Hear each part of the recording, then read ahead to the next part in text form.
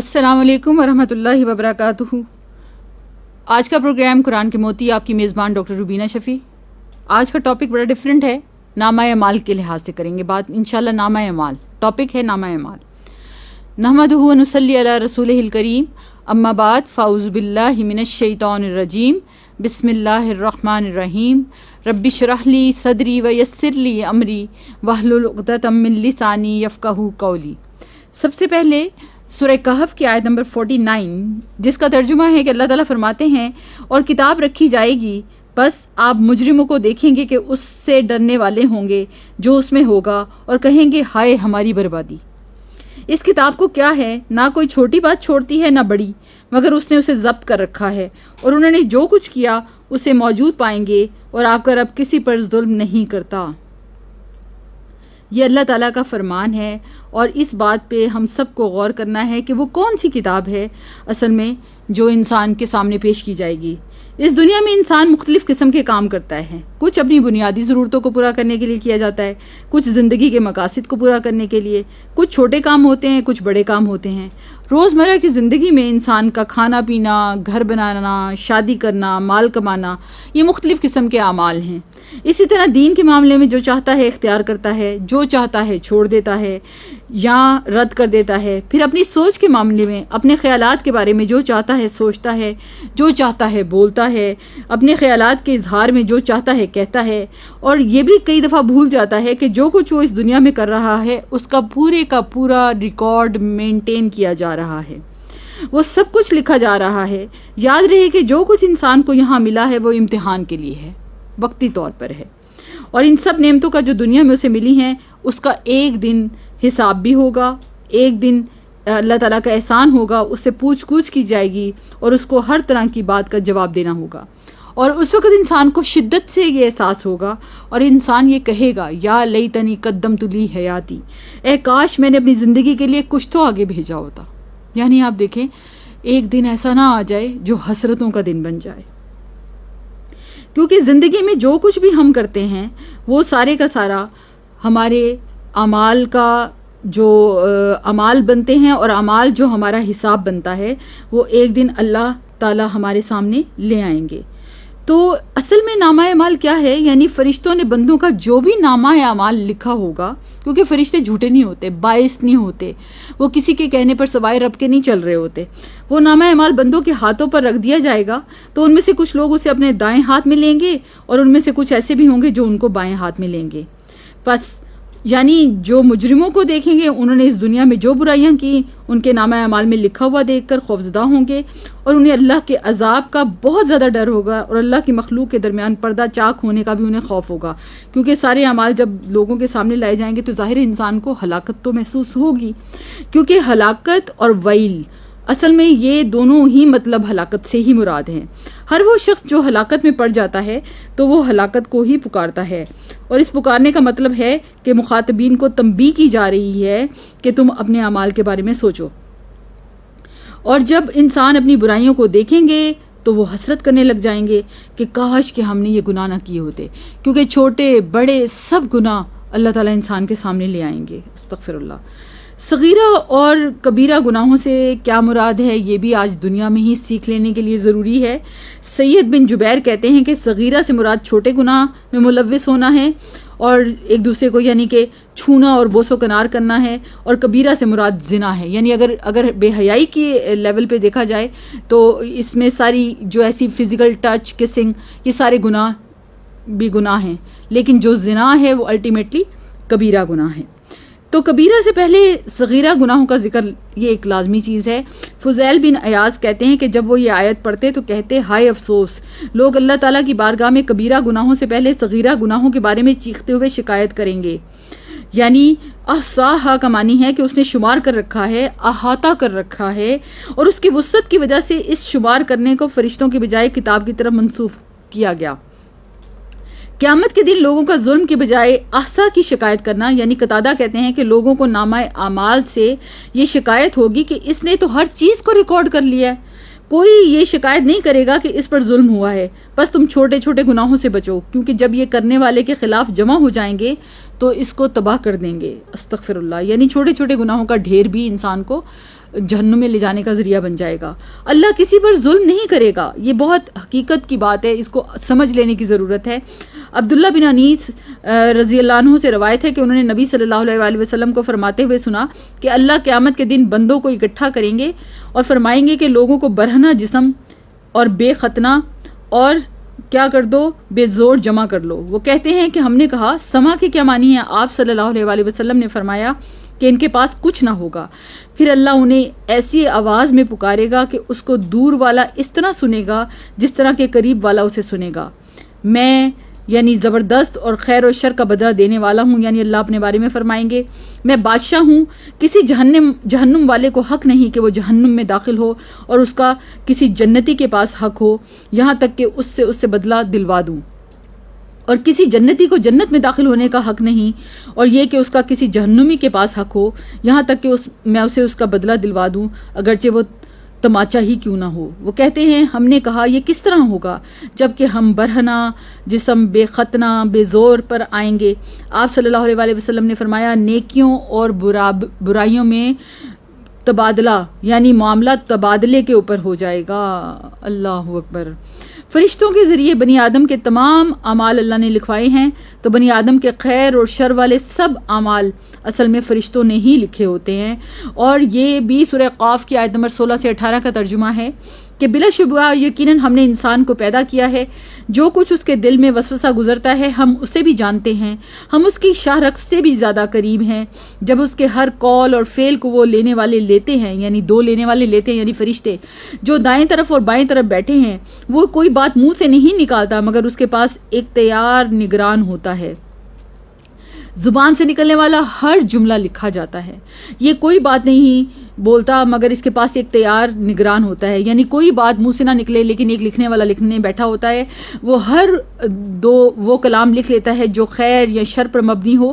یہاں تک کہ فرشتہ اس کی یہ بات بھی لکھ لیتا ہے کہ میں نے کھایا, میں نے پیا, میں نے کیا, میں نے دیکھا. یعنی یہاں تک کہ جب جمعرات کا دن آتا ہے پھر اس کے قول اور عمل پیش کیے جاتے ہیں تو جس قول یا فعل میں بھلائی یا شر ہوتا ہے اس کو باقی رہنے دیا جاتا ہے اور باقی کی تمام چیزیں ختم کر دی جاتی ہیں. اور اللہ کے اس فرمان سے یہی مراد ہے, یعنی اللہ تعالیٰ کا جو فرمان ہے کہ اللہ مٹا دیتا ہے جو چاہتا ہے اور ثابت رکھتا ہے جو اس کے پاس اصل کتاب میں ہے. تو یہ جو آیت ہے نا یمحو اللہ ما یشاء وَيُثْبِتُ عِندَهُ أُمَّ الْكِتَابِ وَعِندَهُ أُمَّ الْكِتَابِ. نیکی اور برائیوں کے حساب کے لیے انسان کے دائیں اور بائیں جانب جو دو معزز فرشتے ہیں. حسن بصری نے تلاوت کی, اس میں تلاوت میں وہ آیت تھی کہ جو دائیں طرف اور بائیں طرف بیٹھے ہیں, یہ آیت کا ترجمہ تھا. تو اے ابن آدم میں نے تمہارے لیے تمہارے صحیفے کو کھول دیا ہے اور تمہارے ساتھ دو معزز فرشتے مقرر کر دیے ہیں. ان میں سے ایک تمہارے دائیں طرف ہے اور ایک تمہارے بائیں طرف ہے. تو جو تمہارے دائیں طرف ہے وہ تمہاری نیکیوں کو ریکارڈ کرتا ہے اور جو تمہارے بائیں طرف ہے وہ تمہاری برائیوں کو ریکارڈ کرتا ہے. بس جو چاہو عمل کرو, تھوڑا کرو یا زیادہ, یہاں تک کہ جب تم مر جاؤ گے تو تمہارے نامہ اعمال کو لپیٹ دیا جائے گا. پھر وہ تمہاری گردن میں تمہارے ساتھ تمہاری قبر میں ڈال دیا جائے گا یہاں تک کہ قیامت کے دن ایک ایسی کتاب کی صورت میں نکالا جائے گا جسے تم کھلا ہوا پاؤ گے. اور اس کے بارے میں سورہ انبیاء کی آیت جس میں اللہ تعالیٰ فرماتے ہیں اپنی کتاب پڑھ, آج تو خود اپنے آپ پر بطور محاسب کافی ہے. یعنی تجھے پتہ چل جائے گا, تیرا لکھا ہوا سامنے آ جائے گا. اللہ کی قسم اس ہستی نے تمہارے ساتھ انصاف کیا ہے, اس نے خود ہی تمہارا محاسب تمہیں بنا دیا. اور جو یہ فرشتے ہمارے اعمال لکھتے ہیں ان کی صفات کیا ہیں؟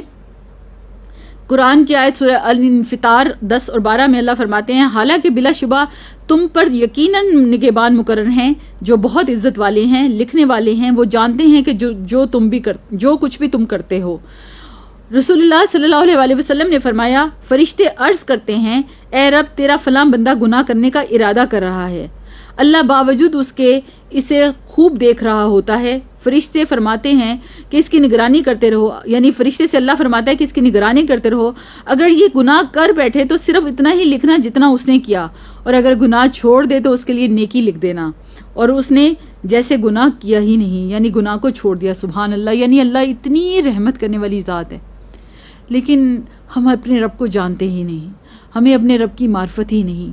اور ہم یہ جس دن ہمیں اللہ سے محبت ہو جاتی ہے نا تو پھر انسان کا نفس پیچھے چلا جاتا ہے، تو پھر وہ اپنی خواہشوں کے پیچھے نہیں بھاگتا، وہ اپنے رب کی رضا کی کام کرتا ہے۔ رسول اللہ صلی اللہ علیہ وسلم نے فرمایا، بے شک بائیں طرف والا فرشتہ 6 گھڑیاں مسلمان گناہ گار بندے سے اپنا قلم اٹھائے رکھتا ہے جب وہ کوئی گناہ کرتا ہے، پھر اگر وہ شرمندہ ہو، اللہ سے اس گناہ سے استغفار کر لے تو وہ قلم رکھ دیتا ہے۔ یعنی گناہ اس نے کیا ہوتا ہے لیکن اس کے باوجود وہ رکا ہوا ہوتا ہے کہ شاید یہ توبہ کر لے، اور اگر وہ اسی ٹائم پیریڈ کے اندر توبہ کر لے گناہ پر تو وہ فرشتہ اس کا گناہ نہیں لکھتا۔ سبحان اللہ، یہ سب اللہ کے فضل اور کرم ہے۔ نبی صلی اللہ علیہ وسلم نے فرمایا، 3 لوگوں سے قلم اٹھا لیا گیا، سوتے ہوئے شخص سے کہ حتیٰ کہ وہ جاگ پڑے، نابالغ سے حتیٰ کہ وہ بالغ ہو جائے، اور مجنون اور پاگل سے حتیٰ کہ اسے عقل اور ہوش آ جائے۔ رسول اللہ صلی اللہ علیہ وسلم نے فرمایا، بے شک اللہ تعالیٰ نے فرمایا، اے میرے بندو، یہ تمہارے اعمال ہیں کہ جنہیں میں تمہارے لیے شمار کر رہا ہوں، پھر میں تمہیں ان کا پورا پورا بدلہ دوں گا۔ جو آدمی بہتر بدلہ پائے وہ اللہ کا شکر ادا کرے، اور جو بہتر بدلہ نہ پائے اسے اپنے نفس کو ملامت کرنی چاہیے۔ کوئی چھوٹی سی نیکی بھی نہیں ہوگی جسے اللہ نہیں دیکھ رہا، اور کوئی چھوٹی سی برائی بھی نہیں ہوگی جسے اللہ نہ دیکھ رہا ہو۔ ابن عباس رضی اللہ عنہما سے روایت ہے کہ رسول اللہ صلی اللہ علیہ وسلم اپنے رب تبارک تعالیٰ سے روایت کرتے ہوئے فرماتے ہیں کہ بے شک اللہ نے نیکیاں اور برائیاں لکھی، پھر ان کو بیان فرمایا۔ پھر جس نے کسی نیکی کا ارادہ کیا لیکن اس پر عمل نہ کر سکا تو اللہ نے اس کے لیے اپنے پاس سے ایک مکمل نیکی کا بدلہ دے دیا۔ اگر اس نے ارادے کے بعد اس پر عمل بھی کر لیا تو اللہ تعالیٰ اس کے لیے اپنے پاس 10 نیکیوں سے لے کر 700 گنا تک اجر لکھتے ہیں۔ اور جس نے کسی برائی کا ارادہ کیا پھر اس پر عمل نہ کیا تو اللہ نے اس کے لیے اپنے پاس ایک مکمل نیکی لکھی، اور اگر اس نے ارادے کے بعد اس پر عمل بھی کر لیا تو اللہ تعالیٰ نے اس کے لیے ایک برائی لکھی۔ یعنی اللہ اپنے رحمت اور فضل کا معاملہ ہمارے گناہوں کی حالت میں بھی کر رہے ہوتے ہیں۔ نبی صلی اللہ علیہ وسلم نے فرمایا، جب کوئی بندہ بیمار ہوتا ہے یا سفر میں جاتا ہے تو اس کے وہ تمام اعمال لکھ لیے جاتے ہیں جو وہ حالت قیام یا زمانہ تندرستی میں کرتا ہے۔ مثال کے طور پر ہم نمازیں پڑھتے ہیں، اذکار کرتے ہیں، قرآن پڑھتے ہیں اور بہت اچھے بھلائی کے کام کرتے ہیں، ہم دوسروں کو مسکرا کے دیکھتے ہیں سنت کے مطابق، لیکن کیا ہوتا ہے کہ بیمار ہو جاتے ہیں، اور بیمار ہو کر کئی دفعہ مسکرانا بھی مشکل ہوتا ہے، تو اللہ تعالیٰ کیا کرتے ہیں کہ اس بندے کے وہ ساری نیکیاں جو اس کی حالت صحت میں تھیں وہ اللہ بیماری میں لکھ لیتے ہیں۔ رسول اللہ صلی اللہ علیہ وسلم نے فرمایا، جب مسلمان آدمی بیمار ہوتا ہے تو اللہ تعالیٰ اعمال لکھنے والے فرشتے سے کہتے ہیں کہ یہ بندہ اپنی صحت مندی میں جو بھی بہترین عمل کرتا رہا اس کے مطابق اس کا اجر و ثواب لکھو یہاں تک کہ اس کو شفا حاصل ہو جائے۔ یعنی اس کا ہر دن بغیر عمل کیے ہوئے، کیونکہ وہ طاقت نہیں رکھتا، وہ کمزور ہوتا ہے، لیکن اللہ تعالیٰ اس کا وہ اجر اسی طرح لکھ رہے ہوتے ہیں، لکھوا رہے ہوتے ہیں جس طرح کہ صحت کی حالت میں۔ اسی طرح جب نبی صلی اللہ علیہ وسلم نے فرمایا، جو بستر پر آنے اور اس کی نیت یہ ہو کہ رات کو اٹھ کر وہ تہجد پڑھے گا، نماز پڑھے گا، اور پھر یہ ہو کہ وہ تہجد کے لیے اٹھ نہ سکے، اس پر غلبہ آ جائے اور سوتے سوتے صبح ہو جائے، تو اس کو اس کی نیت کے مطابق اللہ اجر دیں گے۔ سبحان اللہ، اگر نیت ارادہ سچا تھا اور تہجد کے لیے اٹھ نہیں سکے تو اللہ اجر تہجد کا دیں گے۔ اور یہ بات یاد رکھیں، جب بھی انسان سچا ارادہ کر کے سوتا ہے نا تہجد کے لیے تو اللہ اس کو تہجد کے لیے اٹھا دیتے ہیں۔ سبحان اللہ، اور اگر پھر نہ اٹھ سکے تو پھر اللہ اس کو تہجد کا اجر بھی لکھ دیں گے۔ اس کی نیند اس کے رب کی جانب سے اس پر صدقہ ہے۔ اور اسی طرح سورہ توبہ کی آیت ہے جس میں اللہ فرماتے ہیں، جس کا ترجمہ ہے، اور نہ کسی ایسی جگہ پر قدم رکھو جو کافروں کو غصہ دلانے اور نہ کسی دشمن سے کوئی کامیابی حاصل کرتے ہیں مگر اس کے بدلے ان کے لیے ایک نیک عمل لکھ دیا جاتا ہے، یقیناً اللہ نیکی کرنے والوں کا اجر ضائع نہیں کرتا۔ بنو مسلمہ کے لوگ مدینہ کے ایک کونے میں مسجد سے دور رہتے تھے۔ انہوں نے مسجد کے قریب منتقل ہونے کا ارادہ کیا تو یہ آیت نازل ہوئی جس میں اللہ تعالیٰ نے فرمایا، بے شک ہم ہی زندہ کریں گے مردوں کو اور ہم ہی لکھ رہے ہیں جو انہوں نے آگے بھیجا ہے اور ان کے سارے آثار۔ تو رسول اللہ صلی اللہ علیہ وسلم نے فرمایا، بے شک تمہارے نشانات قدم لکھے جائیں گے، یعنی سارے اعمال جو تم کر رہے ہو، جو سٹیپ تم لے رہے ہو، جو نیکیاں تم کر رہے ہو، سب کے سب لکھے جائیں گے۔ رسول اللہ صلی اللہ علیہ وسلم نے فرمایا، جو شخص گن کر طواف کے 7 چکر لگائے اور 2 رکعت نماز پڑھے تو یہ ایک غلام آزاد کرنے کے برابر ہے، اور جو شخص ایک قدم بھی اٹھاتا یا رکھتا ہے اس پر اس کے لیے 10 نیکیاں ہیں، اور اس سے 10 گناہ مٹا دیے جاتے ہیں، اور اس سے 10 درجات بلند کر دیے جاتے ہیں۔ نبی صلی اللہ علیہ وسلم نے فرمایا جب تم اپنے گھر سے بیت الحرام کے ارادے سے نکلتے ہو تو تمہاری اونٹنی کوئی قدم نہیں رکھتی اور نہ اسے اٹھاتی ہے مگر اللہ تعالیٰ اس کے ساتھ تمہارے لیے ایک نیکی لکھ دیتے ہیں اور تم سے ایک گناہ مٹا دیتے ہیں. یعنی اللہ تعالیٰ اتنا زیادہ انسان کو نیکیاں اور اجر عطا کرتے ہیں. سہل بن حنیف رضی اللہ عنہ سے مروی ہے، وہ کہتے ہیں کہ رسول اللہ صلی اللہ علیہ وسلم نے فرمایا جس نے السلام علیکم کہا اس کے لیے 10 نیکیاں ہیں، جس نے السلام علیکم ورحمۃ اللہ کہا اس کے لیے 20 نیکیاں ہیں، اور جس نے السلام علیکم ورحمۃ اللہ وبرکاتہ کہا اس کے لیے 30 نیکیاں ہیں. اسی طرح نبی صلی اللہ علیہ وسلم کی حدیث ہے کہ آپ نے فرمایا اللہ نے 4 کلمات چنے ہیں، سبحان اللہ والحمد للہ ولا الہ الا اللہ واللہ اکبر. جس نے سبحان اللہ کہا اس کے لیے 20 نیکیاں لکھی جاتی ہیں اور اس کی 20 برائیاں مٹائی جاتی ہیں، اور جس نے اللہ اکبر کہا اس کے لیے بھی اسی طرح ہے، اور جس نے لا الہ الا اللہ کہا اس کے لیے بھی اس طرح ہے. سبحان اللہ، یعنی ایک سبحان اللہ کہنے پر 20 نیکیاں اور 20 گناہ مٹائے جائیں گے. سبحان اللہ والحمد للہ ولا الہ الا اللہ واللہ اکبر. اللہ ہماری زبانوں کو تسبیح سے ہر وقت مصروف کر دے. رسول اللہ صلی اللہ علیہ وسلم نے فرمایا جو شخص اللہ کی راہ میں اپنی زائد چیز خرچ کر دے اس کا ثواب 700 گنا ہے، اور جو اپنی ذات پر اپنے اہل خانہ پر خرچ کرے یا کسی بیمار کی عیادت کرے یا کسی تکلیف دہ چیز کو راستے سے ہٹا دے تو ہر نیکی کا بدلہ اس کے مثل 10 نیکیاں ہوں گی. یعنی اللہ تعالیٰ اتنا اجر و ثواب انسان کو دیتے ہیں. روح بن زمبا کہتے ہیں کہ ایک مرتبہ وہ تمیم داری رضی اللہ عنہ سے ملاقات کے لیے گئے. وہاں پہنچ کر دیکھا کہ وہ خود اپنے گھوڑے کے لیے جو کہ دانے صاف کر رہے تھے، حالانکہ ان کے اہل خانہ وہیں پر تھے. روح ان سے کہنے لگے کیا ان میں سے کوئی یہ کام نہیں کر سکتا؟ تو تمیم نے فرمایا کیوں نہیں، لیکن بات یہ ہے کہ میں نے رسول اللہ صلی اللہ علیہ وسلم کو فرماتے ہوئے سنا کہ جو مسلمان اپنے گھوڑے کے لیے جو کے دانے صاف کرے پھر اسے وہ کھلا دے تو اس کے لیے ہر دانے کے بدلے میں 1 نیکی کا اجر ملے گا. سبحان اللہ. یعنی اللہ تعالیٰ اس طرح بھی نیکی دیتے ہیں. یعنی وہ جانور جو ہم اللہ کے راستے میں استعمال کرتے ہیں اور اپنے کاموں کے لیے کر رہے ہوتے ہیں لیکن وہ اللہ کی نیت سے کر رہے ہوتے ہیں، اللہ کو راضی کرنے کے لیے کرتے ہیں، تو وہ سب بھی انسان کا اجر و ثواب بن جاتا ہے.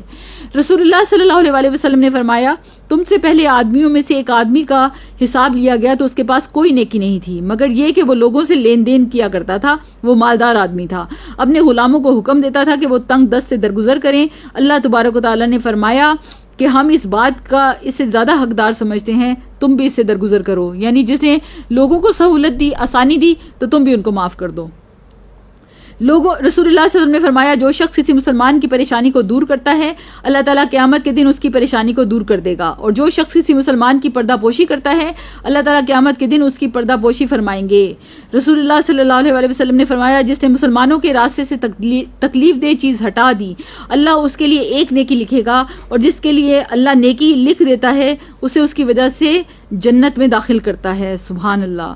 نبی صلی اللہ علیہ وسلم نے فرمایا اے عائشہ معمولی گناہوں سے اپنے آپ کو بچاؤ کیونکہ اللہ عز و جل کے یہاں ان کی بھی تفتیش کی جائے گی. رسول اللہ صلی اللہ علیہ وسلم نے فرمایا کہ حضرت علی رضی اللہ عنہ سے کہا کہ اے علی نامحرم عورت پر ایک مرتبہ نظر پڑ جانے کے بعد دوبارہ مت ڈالو کیونکہ پہلی نظر تمہیں معاف ہے لیکن دوسری نظر معاف نہیں ہے. اسی طرح سورہ زخرف کی آیت ہے جس کا ترجمہ ہے کہ یہاں وہ گمان کرتے ہیں کہ بے شک ہم ان کا راز اور ان کی سرگوشی نہیں سنتے، کیوں نہیں اور کیا، یعنی ہمارے بھیجے ہوئے ان کے پاس لکھتے ہیں. نبی صلی اللہ علیہ وسلم مال غنیمت میں سے ایک جانور کی پیشانی کے بال پکڑنے اور فرماتے اس سے میرا بھی وہی حصہ ہے جو تم میں سے کسی کا ہے سوائے خمس کے، اور وہ بھی تم پر ہی لوٹا دیا جاتا ہے، لہٰذا دھاگا اور سوئی یا اس سے بھی کم درجے کی چیز ہو تو واپس کر دو اور خیانت سے بچو کیونکہ روز قیامت کے دن خائن کے لیے کیا ہوگا، باعث عار اور ندامت ہوگا، شرمندگی ہوگی. نبی صلی اللہ علیہ وسلم نے فرمایا میری امت کے اعمال مجھ پر پیش کیے گئے تو میں نے ان کے برے اعمال میں سے مسجد میں تھوکنا اور اس کا دفن نہ کرنا پایا. یعنی صفائی کتنی ضروری ہے اسلام میں. لیکن ہم کبھی دیکھیں کہ ہمارے یہاں اعمال کیا ہیں. اصل میں آپ دیکھیں کہ مسجدوں میں گند کون نہیں پھینکے گا؟ جو راستوں میں نہیں پھینکتا ہوگا. جس کی عادت گند پھینکنے کی ہوگی وہ تو کہیں پہ بھی گند پھینک سکتا ہے. اس لیے نا بڑا اوریجنل ہمیں اپنی صفائی کرنے کی ضرورت ہے کہ ہم کیا سچے ہیں، ہم اچھے ہیں، ہم واقعی صاف ستھرے ہیں، کیونکہ اپنے گھر کو صاف رکھنے والا باہر گند نہیں ڈالے گا. نبی صلی اللہ علیہ وسلم نے فرمایا جس شخص نے قبلہ رخ تھوک دیا وہ قیامت کے دن اس حال میں آئے گا کہ اس کا تھوک اس کی دونوں آنکھوں کے درمیان میں ہوگا. کبھی سوچتے ہیں کہ ہم کس طرف تھوک رہے ہیں، کس جگہ پہ تھوک رہے ہیں؟ تنہائی میں کیے گئے حرام کام لکھے جاتے ہیں، اور اس کے بارے میں بھی بڑا کانشیس رہنے کی ضرورت ہے۔ قرآن کی آیت ہے سورہ یاسین کی، جس کا ترجمہ ہے کہ جب سور پھونکا جائے گا تو وہ فوراً اپنی قبروں سے نکل کر اپنے رب کی طرف دوڑ پڑیں گے، اور اللہ تعالیٰ ایک دن ساری مخلوق کو اکٹھا کریں گے، اور جس دن ہم پہاڑوں کو چلائیں گے اور آپ زمین کو بالکل چٹیل اور ہموار دیکھیں گے اور ہم لوگوں کو جمع کریں گے تو ان میں سے کسی کو بھی باقی نہیں چھوڑیں گے۔ اللہ تعالیٰ حشر کے میدان میں لوگوں کے ہاتھوں میں جب نامہ اعمال دیں گے تو بندوں کو قبروں سے اٹھا کر ان کو نامہ اعمال ملیں گے، وہ محشر میں ننگے پاؤں ننگے جسم کھڑے رہیں گے، اور جب حساب کا وقت آ جائے گا، جب سے اللہ حساب لینا چاہے گا تو اللہ ان کے نامہ اعمال کو لانے کا حکم دے گا، جس کو معزز لکھنے والوں نے لوگوں کے اعمال کو ذکر کر کے لکھا ہوگا تو وہ ان نامہ اعمال کو لے آئیں گے۔ پھر کچھ لوگوں کو دائیں ہاتھ میں نامہ اعمال دیا جائے گا تو یہ خوش نصیب لوگ ہوں گے، اور کچھ کو نامہ اعمال بائیں ہاتھ میں دیا جائے گا یہ یا پشت کی طرف سے دیا جائے گا تو یہ بد نصیب لوگ ہوں گے۔ فیصلوں کے انتظار میں آنکھیں پھٹ جائیں گی، قیامت کے دن ایسا ہی ہوگا۔ نبی صلی اللہ علیہ وآلہ وسلم نے فرمایا اللہ اگلوں اور پچھلوں کو کھڑے ہونے کی حالت میں ایک مقررہ دن کے لیے جمع کریں گے، جس کا ایک دن 40 سال کا ہوگا۔ ان کی آنکھیں پھٹی کی پھٹی رہ جائیں گی اور اوپر کو اٹھی بھی ہوں گی، اور وہ مقدموں کے فیصلوں کا انتظار کر رہے ہوں گے۔ حشر کا دن لمبا ہوگا، اور اس کے بارے میں آپ صلی اللہ علیہ وآلہ وسلم نے یہ آیت پڑھی، یوم یقوم الناس لرب العالمین، تلاوت کی اور فرمایا اس وقت تمہارا کیا حال ہوگا جب اللہ تمہیں 50,000 سال کے لیے اس طرح اکٹھا کرے گا جس طرح تیر کو کمان میں ڈالا جاتا ہے، اور پھر اللہ تمہاری طرف اتنا عرصہ نظر بھی نہیں کرے گا۔ آپ نے فرمایا قیامت کے دن سورج مخلوق سے اس قدر قریب ہو جائے گی یہاں تک کہ اس سے 1 میل کے فاصلے پر رہ جائے گی۔ اور اس کے بارے میں جو سلیم بن عامر کہتے ہیں کہ اللہ کی قسم میں نہیں جانتا کہ میل سے کیا مراد ہے، زمین کی مسافت یا وہ سیلانی جس سے آنکھ میں سرما ڈالا جاتا ہے۔ آپ صلی اللہ علیہ وآلہ وسلم نے فرمایا لوگ اپنے اپنے اعمال کے مطابق پسینے میں غرق ہوں گے، اور ان میں سے کوئی اپنے دونوں ٹخنوں تک، کوئی اپنے دونوں گھٹنوں تک، کوئی کولوں تک، اور کوئی ایسا ہوگا جیسے پسینے کی لگام ڈالی ہوئی ہے۔ تو ایک ایک چیز جو ہے اس کا بدلہ، اس کا معاملہ اللہ تعالیٰ قیامت کے دن جو ہے وہ فرمائیں گے۔ اس لیے ہر طرح کے غلط کام، بے حیائی کے کام اور اپنے اعمال ناموں پر فکر کرنے کی ضرورت ہے۔ اور یہ حشر کا دن جو گرمی کا دن ہے، اور جس دن سورج کے ساتھ معاملہ قریب بہت ہوگا، اور رسول اللہ صلی اللہ علیہ وسلم نے فرمایا قیامت کا دن لوگوں کو بہت لمبا محسوس ہوگا، یہاں تک کہ وہ ایک دوسرے سے کہیں گے کہ آؤ آدم علیہ السلام کے پاس چلتے ہیں، وہ ابو البشر ہیں، کہ وہ اپنے اللہ رب عز و جل کے سامنے ہماری سفارش کر دیں تاکہ وہ ہمارے درمیان فیصلہ شروع کر دے۔ چنانچہ سب لوگ آدم علیہ السلام کے پاس آئیں گے، وہ کہیں گے میں اس کام کا اہل نہیں، مجھے میری ایک خطا کی وجہ سے جنت سے نکال دیا گیا، آج تو میں صرف اپنی فکر میں ہوں، البتہ تم نوح علیہ السلام کے پاس چلے جاؤ جو تمام انبیاء کی بنیاد ہے۔ چنانچہ وہ سب نوح علیہ السلام کے پاس آئیں گے اور پھر کہیں گے کہ اس کا اہل، وہ حضرت نوح کہیں گے کہ یہ اس کا اہل میں نہیں، تم خلیل اللہ ابراہیم علیہ السلام کے پاس چلے جاؤ۔ ابراہیم علیہ السلام کہیں گے کہ میں اس کا اہل نہیں، اور بالآخر لوگ نبی صلی اللہ علیہ وآلہ وسلم کے پاس آئیں گے، وہ مجھ سے کہیں گے کہ اے محمد صلی اللہ علیہ وآلہ وسلم ہمارے لیے اپنے رب کے پاس سفارش کرو، وہ ہمارے درمیان فیصلہ کر دے۔ بس میں اللہ کے لیے سجدہ کرتا ہوں، اللہ وہ گر پڑیں گے اور اس کی ایسی حمد بیان کریں گے جو مجھ سے پہلے کسی نے نہیں کی ہوگی، اور پھر ان کی ایسی حمد میرے بعد کوئی نہیں کرے گا۔ پھر کہا جائے گا کہ مطلب اللہ تعالیٰ پھر ان کو سفارش کی اجازت دے دیں گے۔ یہ رسول اللہ صلی اللہ علیہ وآلہ وسلم کو ہی ملے گی، یعنی آپ صلی اللہ علیہ وآلہ وسلم کا درجہ اور مقام جو ہے وہ بہت بلند ہے۔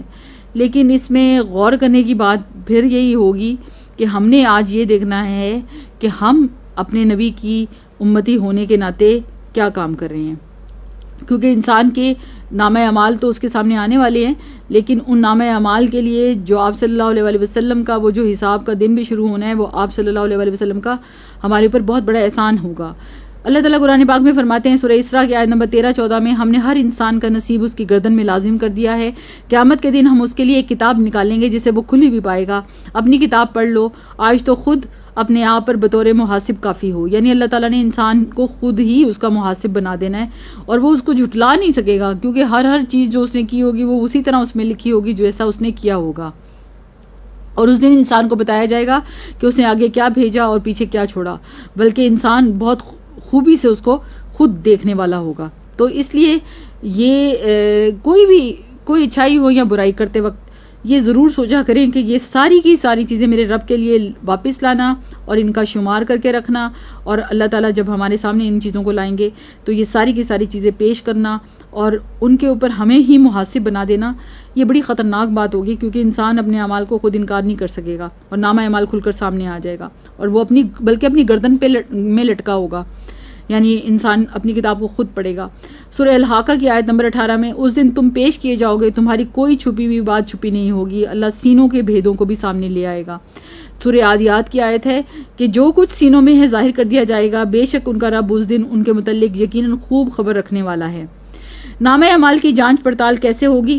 یعنی اللہ تعالیٰ منہ پر مہر لگا دیں گے، اور منہ پر مہر کیسے لگ جائے گی کہ انسان جو ہے وہ جس طرح ٹیپ، آپ نے دیکھا ہوگا کہ جس طرح منہ پہ ٹیپ لگ جائے، کیونکہ ہر گناہ جو انسان کا ہوگا وہ جس آرگن سے کیا ہوگا وہ اعضاء خود بولنے لگ جائیں گے، اور انسان حیران ہوگا کہ اس کا اپنا جسم اس کے اپنے خلاف گواہیاں دے رہا ہے۔ یعنی یہ والی سٹیٹس جو ہے نا، یہ بڑی پینفل سٹیٹس ہوتی ہے۔ آپ دیکھیں کہ اگر آپ کا کوئی اچھا دوست آپ کے خلاف بول رہا ہو تو انسان کو کتنی تکلیف ہو رہی ہوتی ہے، اور جب انسان کا اپنا جسم، اس کے اعضاء، اس کے آرگنز اس کے خلاف بولیں تو وہ کیسی حالت ہوگی۔ تو ایک اور چیز بڑی امپورٹنٹ ہے، نیتوں سے حساب کا آغاز ہوگا۔ رسول اللہ صلی اللہ علیہ وسلم نے فرمایا، بے شک قیامت کے دن سب سے پہلا شخص جس کے خلاف فیصلہ کیا جائے گا وہ ہوگا جسے شہید کر دیا گیا۔ اسے پیش کیا جائے گا تو اللہ تعالیٰ اسے اپنی عطا سے، یعنی کہ وہ جو شہید ہے، اور اسی طرح سے جب وہ سامنے لایا جائے گا تو وہ کہے گا میں تو شہید ہوا، تو اللہ تعالیٰ کہیں گے کہ تم نے شہادت کے لیے نہیں لڑا تھا، تم نے میرے لیے نہیں لڑا تھا، بلکہ تم نے کس لیے لڑا تھا کہ تم بہادر کہلاؤ۔ اسی طرح ایک اچھا قرآن کا قاری، ایک عالم لایا جائے گا، اور وہ بھی یہ کہے گا کہ مطلب میں تو قرآن پڑھتا تھا یا اللہ، تو اللہ تعالیٰ کہیں گے کہ نہیں، تم نے تو دنیا میں قاری اچھا کہلانے کے لیے ایسا کیا تھا، تو اللہ اس کو بھی جہنم میں اوندے میں ڈال دیں گے۔ اور اسی طرح سے ایک سخاوت کرنے والا سخی جو ہوگا وہ بھی یہ کہے گا، اور اللہ تعالیٰ اس کو بھی جہنم میں ڈال دیں گے۔ اس لیے معاملات نیتوں سے ہی شروع ہونے ہیں، جو بھی کرنا ہے نا۔ اچھا، نیت پہ بڑی محنت کرنے کی اصل میں ضرورت ہے، ساری محنت ہی اصل میں نیت ہے۔ علم تو عمل کے لحاظ سے ہمیں پتہ ہے کہ کیا کیا کام کرنے کے ہیں، لیکن نیت کو صحیح کرنا، خالص کرنا، ماڈیفائی کرنا، اللہ کی مرضی کا کرنا، یہ سارا اصل میں علم سے آتا ہے، اور علم انسان کو خالص کرتا جاتا ہے۔ حقوق اللہ میں سب سے پہلا سوال نماز کا ہوگا۔ مومن کے گناہوں کو پیش کیا جائے گا، اس لیے نیت پہ محنت کرنا چاہتے ہیں تو قرآن کا علم حاصل کریں، قرآن کو سیکھیں، قرآن اور سنت پر عمل کرنا شروع کریں، پھر اس سے نتیجے نکلتے ہیں، ان نتیجوں کو پھر ہم اگلی دفعہ نیت کو بہتر کرنے کے لیے استعمال کرتے ہیں، پھر نتیجہ نکلتا ہے، پھر نیت کو بہتر کرنے کے لیے استعمال کرتے ہیں۔ اصل میں عمل جو ہے نا، وہ نیت کو تجدید کرنے کے لیے، بہتر کرنے کے لیے، ماڈیفائی کرنے کے لیے ہر دفعہ عمل ایک نیت کو خالص کرنے کا سٹیپ لے کر آتا ہے۔ اس لیے نیتوں کو خالص کرنا پہلا کام ہے۔ پھر دوسرا سوال جو ہے وہ نماز کا ہوگا، یعنی نیتوں سے بات شروع ہونی ہے، اور پھر اللہ تعالیٰ نے نماز کا سوال پوچھنا ہے۔ رسول اللہ صلی اللہ علیہ وسلم نے فرمایا، ایک آدمی قیامت کے دن لایا جائے گا اور کہا جائے گا اس پر اس کے گناہ صغیرہ کو پیش کرو، وہ پیش کر دیے جائیں گے، اور اس کے بعد کہا جائے گا کہ اس پر گناہ کبیرہ پیش کرو، وہ بھی پیش کر دیے جائیں گے۔ تو یہ فلاں فلاں گناہ اس نے کیے تھے، وہ اقرار کرے گا اور انکار نہیں کرے گا، لیکن اپنے کبیرہ گناہوں کی پیشی سے ڈر رہا ہوگا۔ کہا جائے گا اس کے ہر گناہ کے عوض اس کو نیکی عطا کر دو۔ آپ نے فرمایا یہ دیکھ کر وہ بندہ کہے گا یہ تو میرے تو کچھ اور گناہ بھی تھے جو میں نے کیے تھے جو نظر نہیں آ رہے، یعنی اللہ تعالیٰ ایسے بھی گناہوں پر پردے بھی ڈالیں گے، معاف جب کر دیتے ہیں۔ نبی صلی اللہ علیہ وسلم نے فرمایا کفار اور منافقین کو علل اعلان لوگوں کے سامنے ہلایا جائے گا اور کہا جائے گا یہ وہ لوگ ہیں جنہوں نے اللہ پر جھوٹ باندھا تھا، اور سارے جھوٹ سامنے آ جائیں گے۔ حقداروں کے حقوق ضرور ادا کرنے چاہیے، کیونکہ ظلم کی وجہ سے قیامت کے دن نیکیوں کا مٹ جانا بھی ہوگا۔ عبداللہ بن مسعود سے روایت ہے کہ نبی صلی اللہ علیہ وسلم نے فرمایا بے شک شیطان سرزمین عرب پر بتوں کی عبادت سے مایوس ہو چکا ہے، لیکن وہ اس کے علاوہ تم سے معمولی برائیوں کو کروا کے راضی ہو جائے گا، اور وہ معمولی برائیاں قیامت کے دن ہلاک کرنے والی ہوں گی۔ اپنی طاقت کے مطابق ظلم سے بچو، کیونکہ وہ بندہ قیامت کے دن نیکیاں لے کر آئے گا اور وہ خیال کرے گا کہ وہ نجات دلائیں گے، لیکن مسلسل کہہ رہا ہوگا کہ اسے اے رب تیرے بندے نے مجھ پر ظلم کیا۔ اللہ فرمائے گا اس کی نیکیوں میں سے مٹا دو، اور اسی طرح ہوتا رہے گا یہاں تک کہ گناہوں کی وجہ سے اس کی ایک بھی نیکی باقی نہیں رہے گی۔ استغفر اللہ، اس سے بڑا نقصان کیا ہوگا انسان کا۔ اور اس کی مثال مسافروں کی ہے کہ وہ جنگل میں اتر پڑے اور ان کے پاس ایندھن لکڑی وغیرہ نہ ہو، پھر لوگ لکڑی جمع کرنے کے لیے منتظر ہوں، سو وہ نہیں ٹھہریں گے کہ لکڑیاں جمع کرتے رہیں، پھر انہوں نے آگ بھڑکانی ہے اور جو کچھ پکانا چاہتے تھے وہ پکا لیا، اور اس طرح گناہوں کا معاملہ ہوگا۔ رسول اللہ صلی اللہ علیہ وسلم نے فرمایا قیامت کے دن میری امت کا مفلس شخص وہ ہوگا جو نماز، روزے، زکوٰۃ وغیرہ سب کچھ لے کر آئے گا، لیکن اس آدمی نے دنیا میں کسی کو گالی دی ہوگی، کسی پر تہمت لگائی ہوگی، اور کسی کا دل دکھایا ہوگا، اور کسی کا خون بہایا ہوگا، اور کسی کو مارا ہوگا، تو ان سب لوگوں کو اس آدمی کی نیکیاں دے دی جائیں گی، اور اگر اس کی نیکیاں ان کے حقوق کی ادائیگی سے پہلے ہی ختم ہو گئیں تو ان لوگوں کے گناہ اس آدمی کے نامہ اعمال میں ڈال دیے جائیں گے، پھر اس آدمی کو آگ میں ڈال دیا جائے گا۔ استغفر اللہ۔ اس لیے انسانوں کے معاملے میں بڑا کانشیس رہے کہ کوئی زیادتی نہ ہو جائے۔ اعمال جو ہیں وہ تولے بھی جائیں گے۔ عبداللہ بن قیس کہتے ہیں کہ لوگوں کو قیامت کے دن 3 مرتبہ پیش کیا جائے گا۔ پہلی 2 مرتبہ پیش ہونے میں بحث و مباحثہ ہوگا اور عذر پیش کیے جائیں گے، اور جہاں تک تیسری دفعہ پیش کرنا ہوگا تو اس وقت لوگوں کے ہاتھوں میں نامہ اعمال پہنچ جائیں گے، تو کچھ لوگ اپنا نامہ اعمال دائیں ہاتھ میں اور کچھ بائیں ہاتھ میں پائیں گے۔ قیامت کے دن بڑے بڑے ترازو رکھے جائیں گے اور اس میں زمین اور آسمان کا وزن کیا جائے گا، یعنی یہ سارا اندازہ تخمینہ لگایا جائے گا۔ اللہ تعالیٰ اس دن اپنے نیک بندوں کا وزن، یعنی ابن مسعود سے روایت ہے کہ ایک بندہ کیا کرے گا، وہ ایک مرتبہ وہ پیلو کی مسواک چن رہے تھے تو ان کی پنڈلیاں پتلی تھیں، جب ہوا چلتی تھی تو وہ لڑکھڑاتے تھے، لوگ یہ دیکھ کر ہنسنے لگے، تو رسول اللہ صلی اللہ علیہ وسلم نے پوچھا کہ تم کیوں ہنس رہے ہو؟ لوگوں نے کہا ہے اللہ کے رسول، ان کی پتلی پتلی پنڈلیاں دیکھ کر۔ آپ صلی اللہ علیہ وسلم نے فرمایا اس ذات کی قسم جس کے ہاتھ میں میری جان ہے، یہ دونوں پنڈلیاں میزان میں احد پہاڑ سے بھی زیادہ اجر و ثواب پائیں گی۔ سبحان اللہ۔ یعنی فزیکل اپیرنس پہ نہ جائیں، اللہ تعالیٰ جب انسانوں کو بدلہ دیتے ہیں تو ان کی شکلوں پہ سے نہیں دیتے، اصل میں ان کی نیتوں اور اعمال کی وجہ سے ان کو ملے گا۔ جن لوگوں، یعنی پھر سورہ کہف کی ہی ایک آیت کا ترجمہ ہے کہ جنہوں نے اپنے رب کی آیات اور اس کی ملاقات کا انکار کیا تو ان کے اعمال ضائع ہو جائیں گے، سو ہم قیامت کے دن ان کے لیے کوئی وزن قائم نہیں کریں گے۔ اور میزان میں سب سے بھاری وزن لا الہ الا اللہ، یعنی لا الہ الا اللہ کو اللہ تعالیٰ ایک پلڑے میں رکھیں گے، اور باقی تمام کائنات میں جو چیزیں ہیں ان کو اگر ایک طرف رکھ دیا جائے گا تو لا الہ الا اللہ بھاری ہو جائے گا۔ پھر اس کے بعد حسن اخلاق۔ نبی صلی اللہ علیہ وسلم نے فرمایا میزان میں حسن اخلاق سے زیادہ بھاری چیز کوئی نہیں، یعنی جتنا اچھا اخلاق اتنا ہی بڑا درجہ۔ آپ نے فرمایا صلی اللہ علیہ وسلم نے تم اچھے اخلاق اور طویل خاموشی کو لازم پکڑ لو، اس ذات کی قسم جس کے ہاتھ میں میری جان ہے، مخلوقات نے کوئی ایسا عمل نہیں کیا جو ان 2 نیکیوں کے برابر ہوں۔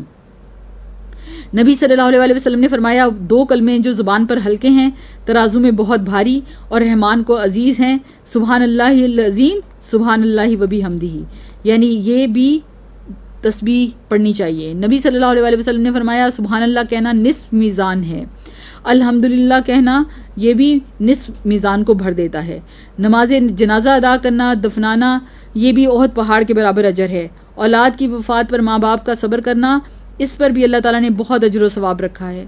اور اللہ تعالیٰ سے بہت زیادہ ہدایت مانگا کریں اور یہ دعائیں کیا کریں، ربنا لا تزغ قلوبنا بعد اذ ہدیتنا وہب لنا من لدنک رحمہ انک انت الوہاب، کیونکہ اللہ دعاؤں کو سننے والے ہیں۔ ربنا آتنا فی الدنیا حسنۃ وفی الآخرۃ حسنۃ وقنا عذاب النار، کیونکہ ہم انسان ہیں، کمزور ہیں، اور اللہ سے عافیت بھی چاہیے اور اللہ سے آخرت اور جنت بھی چاہیے۔ اللہم انی اسألک العافیۃ فی الدنیا والآخرہ، اللہ تعالیٰ سے اللہ دنیا میں بھی ہمیں کامیاب کرے اور اللہ تعالیٰ آخرت میں جنت بھی عطا کرے، اور ہر قول و عمل ہمارا جنت کے قریب ہونے والا عمل ہو۔